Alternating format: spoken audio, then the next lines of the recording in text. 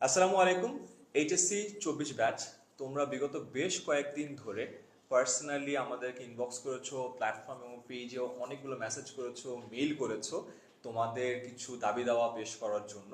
এবং ইন্ডিভিজুয়ালি সবার মেসেজে হয়তো বা রিপ্লাই দেওয়া সম্ভব হয়নি বা তোমাদেরকে আমরা আশ্বস্ত করতে পারিনি, কিন্তু আমরা বলতে চাই যে তোমাদের কথাগুলো আমরা শুনছি এবং সেটার জন্য কি করা যায় সেটার জন্য কাজ করেছি। সো ছোট একটা আপডেট দিতে চাই তোমাদের। 2024 সালের যে এইচএসসি পরীক্ষা ছিল, যেটা শুরু হতে মাত্র 6 দিন বাকি, 30 তারিখ থেকে শুরু হবে, সেটা একটা পেছানোর একটা দাবি দেওয়া তোমাদের সাইড থেকে ছিল। তার কারণ হলো বৃহত্তর সিলেট বিভাগের অনেকগুলো জায়গা এখন বন্যা প্লাবিত। যদিও সিলেট যে বোর্ড আছে সেটার পরীক্ষা 9 তারিখ থেকে শুরু হওয়ার কথা, বাট তাও তোমরা অনেকেই এই ব্যাপারে অনেক দ্বিধাগ্রস্ত যে বন্যার পানিকে আসলেও কমে যাবে কিনা। দ্বিতীয়ত, এই মুহূর্তে অনেক জায়গায় আসলে বিদ্যুতের লাইনেও বিভ্রাট দেখা দিচ্ছে। তোমাদের ইন্টারনেট কানেকশন নাই, বিদ্যুতের কানেকশন নাই, ওভার অনেক জায়গায় পানি উঠে আছে, তোমাদের প্রিপারেশন নেওয়াটাও অনেক কঠিন। এই দাবি দেওয়াগুলো একেবারেই যৌক্তিক এবং শুধুমাত্র বৃহত্তর সিলেট না, ময়মনসিংহে অনেক জায়গায় কুড়িগ্রামে বন্যার আশঙ্কা করা হচ্ছে। চট্টগ্রামে বেশ কিছু জায়গায়ও তো পানিবন্দী অবস্থায় মানুষ আছে। সো সব কিছু বিবেচনা করে তোমাদের পরীক্ষা যে পিছানোর দাবি দেওয়াটা আছে সেটা আমরা শুনছি, সেটা নিয়ে আমরা কাজও করছি।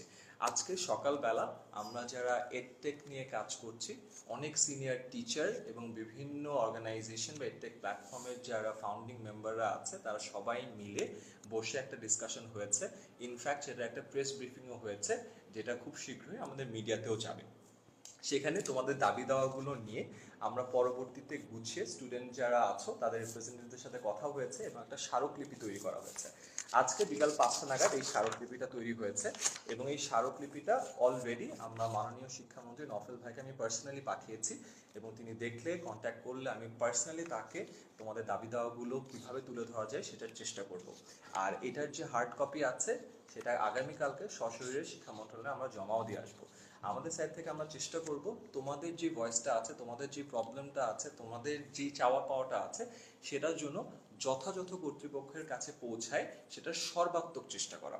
সো এটা নিয়ে অলরেডি আমরা নিজেরাও অনেকবার কথা বলেছি। আজকে শুধুমাত্র প্রেস ব্রিফিং না, এর আগেও পার্সোনালি অপারের সাথে আমার কথা হয়েছে, কাব্যর সাথে কথা হয়েছে, এর সাথে কথা হয়েছে, আমাদের যারা অন্যান্য সিনিয়র টিচার আছে তাদের সবার সাথে কথা হয়েছে এবং সকালবেলা এটা নিয়ে আমরা নিজেরাও ডিসকাস করেছি যে কীভাবে তোমাদেরকে হেল্প করা যায়।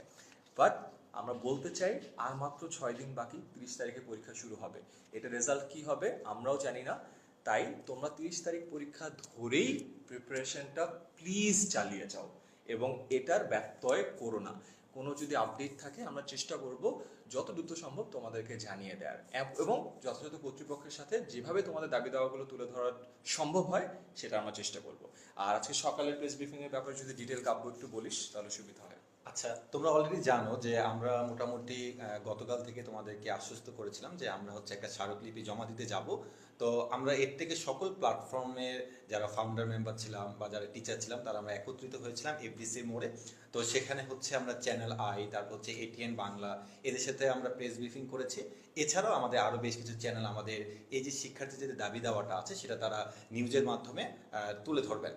সো আমার মনে হয় যে আমরা আমাদের দিক থেকে তোমাদের যে চাওয়াগুলো আছে সেগুলো আমরা যথাযথ জায়গায় পৌঁছিয়ে দিতে পারবো। আর তবু আমরা আমাদের পড়ার টেবিলে সবসময় নিজেদেরকে রাখার চেষ্টা করব। আমরা আমাদের কাজটা করে যাব, তবে তোমরা তোমাদের পড়াশোনাটা চালিয়ে যাও। কেননা বলা যায় যে আমরা তো এই দিক থেকে তোমাদের জন্য করে যাচ্ছি, তো এখন রেজাল্টটার জন্য আমাদেরকে অপেক্ষা করতে হবে। সো আমি বলবো যে তোমরা অবশ্যই তোমাদের পড়াশোনা চালিয়ে যাও, আর আমরা আমাদের দিক থেকে যতটুকু কাজ করা যায় সেটা আমরা করতেছি।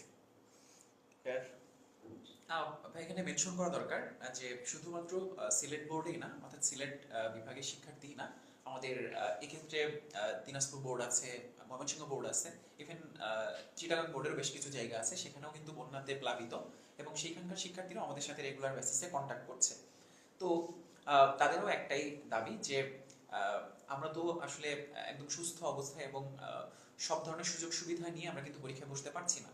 অনেকের বাসা প্লাবিত, অনেকের বাসায় বিদ্যুৎ নাই, যেটা অলরেডি মেনশন করলেন। তো এদের সাথে করে নিয়ে যখন সকল বোর্ডের শিক্ষার্থী একটা দাবি তুলছে যে তাদের পরীক্ষা পিছিয়ে দেওয়া হোক, এই দাবিটা যৌক্তিক। কারণ বিগত বছরে 2023 সালে চিটাগাং বোর্ডের পরীক্ষা 10 দিন পিছিয়ে যায়, কিন্তু তাদের একই সাথে কিন্তু অ্যাডমিশন টেস্টে বসতে হয়। তো এবছরেও যদি আগে পরে বিভিন্ন বোর্ডের পরীক্ষা হয়, তাহলে সেক্ষেত্রে একই সিচুয়েশন ফেস করতে হবে। তো এইচএসসির সাথে যেহেতু অ্যাডমিশন কানেক্টেড, তো তাদের দাবি যৌক্তিক এবং সেই দাবি নিয়েই আমরা সকলের টেক প্ল্যাটফর্ম এবং আমরা সকলে কাজ করে যাচ্ছি। আহ, জানি না রেজাল্ট কতটুকু পজিটিভ বা নেগেটিভ যেটাই হোক না কেন, আমরা চেষ্টা করছি যাতে সকলে মিলে তোমাদের কথাগুলো আমরা প্রপার জায়গাতে পৌঁছে দিতে পারি। তো প্যাসেজ একটাই যে তোমরা আহ, আহ, সামনে এইচএসসি পরীক্ষা পিছিয়ে যাক অথবা 30 জুনেই পরীক্ষা হোক, তোমাদেরকে পরীক্ষায় বসতেই হবে।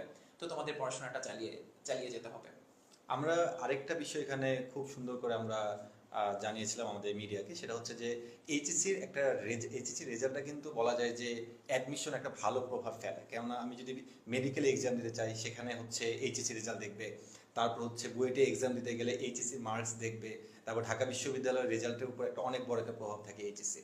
তো এই জন্য আমরা এটা মিডিয়াকে জানিয়েছি, প্লাস হচ্ছে আমরা সবাইকে জানানোর চেষ্টা করছি যে এইচএসসি পরীক্ষাটা অনেক শিক্ষার্থীর একটা স্বপ্নের পরীক্ষা, কেননা এটার উপরে ডিপেন্ড করে হচ্ছে অ্যাডমিশনে এক্সাম দিয়ে থাকে শিক্ষার্থীরা, এবং অ্যাডমিশনে একটা নাম্বারও কাটা যায় যদি আমরা এইচএসসিতে সবগুলোর উপরে A+টা না আসে। সো বলা যায় যে এইচএসসি পরীক্ষাটা যদি তারা সুস্থভাবে দিতে পারে তাহলে তারা তাদের দিক থেকে অ্যাডমিশনে একটা অবশ্যই ফ্যাসিলিটি পাবে, সেটা হচ্ছে তাদের কোনো নাম্বার কর্তন যাবে না। সো এই জন্য আমরা এটা জানানোর চেষ্টা করছি যে এইচএসসি পরীক্ষাটা যেন শিক্ষার্থীরা ভালোভাবে দিতে পারে, তারা যেন মেন্টালি কোনো ডিপ্রেশনে না যায়, তারা যেন আসলে মেন্টালি ফ্রিভাবে তারা যেন আসলে এক্সামটা দিতে পারে, এটা নিয়েও আমরা আসলে ভালোভাবে কথা বলতেছি। অ্যান্ড ফাইনালি অনেস্টলি স্পিকিং, দেখো আমরাও চাই না যে কিছুক্ষণ পর পর আপডেট দিতে, এটা হয়েছে ওইটা হয়েছে, তার কারণ হলো তোমরা সারাক্ষণ যদি সব আপডেটের মধ্যে থাকো তোমার পড়াশোনা মেন্টালিটিতে থাকবে না। So last request I guess শুধুমাত্র আমাদের তিনজন না, সকলের পক্ষ থেকে এটাই যে রেজাল্ট কি হবে এটা আসলে আমাদের উপর না। সো আমরা আমাদের কাছের জন্য নিজেরা চালিয়ে যাই, সেই চেষ্টাটা করতে হবে। 30 তারিখে পরীক্ষা ধরে প্লিজ প্রিপারেশনটা চালাও। এর মধ্যে যদি কোনো আপডেট হয় তুমি জেনে যাবা, তোমার ফ্রেন্ডরাও তোমায় কল করে হলে জানাবে। তো সারাক্ষণ এর জন্য ফেসবুকে থেকে আলাদা আলাদাভাবে বিভিন্ন জায়গায় নক করে আমার মনে হয় সময় নষ্ট না করে এই যে লিমিটেড 6টা দিন বাকি আছে, কালকে 5টা দিন বাকি থাকবে, এই টাইমটার জন্য তোমরা প্রপারলি ইউজ করতে পারো, সেই চেষ্টাটাই করো। সো আমাদের পক্ষ থেকে এটাই বলার ছিল। সো আমরা এটার জন্য যেসব কার্যগুলি যেগুলো বললাম এগুলো ইনশাআল্লাহ অলরেডি করেছি এবং কালকে যেগুলো করার আছে সেগুলো করা হয়ে যাবে।